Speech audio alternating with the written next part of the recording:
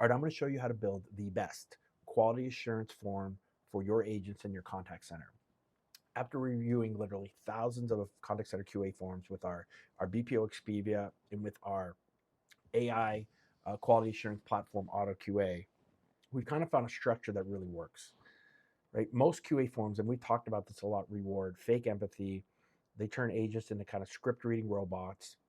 We just like to kind of check boxes and say, oh, they did the right thing, even though maybe they're not, right? So this one, I think these forms that I'm about to talk about drive real results, while I think giving agents a little bit of leeway to really fix the problem and kind of get rid of some of that false hustle stuff we've talked about. So with the scoring framework, we kind of focus on three sections, right? Connection, resolution, compliance. They're roughly all 30% weighed, with compliance getting that extra 10%. So they're normally about 40%. We want to do about 9 to 12 questions. I think if you get a little bit more than that, things get crazy. And again, from a compliance standpoint, it's an auto fail, everything fails. So let's talk about the first section, or the first bucket of question, which is connection, which is 30% of our weight of our form, right? So we don't want to ask questions like, did they use the customer's name 4 times? Did they say thank you after every verification question? We don't have to do that anymore.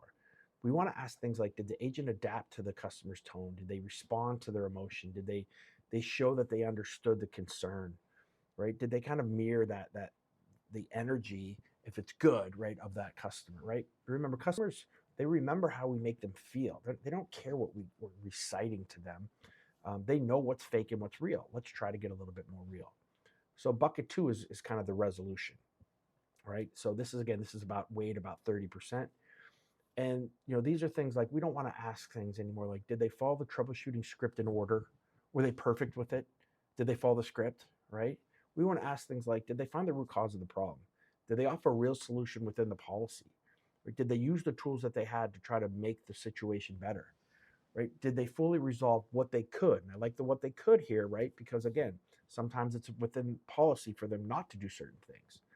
But a problem solved beats a perfect script every single time. And granted, you might need to still keep them on some guardrails, but right, if they know that the Wi-Fi is out, they don't have to start with certain stupid questions. And compliance, right? These are auto fails. They're yes or no's. Was the identity verified? Was the disclosure delivered? Was data handled securely? Miss one, auto fail it, right? And you could have multiple kind of questions within there.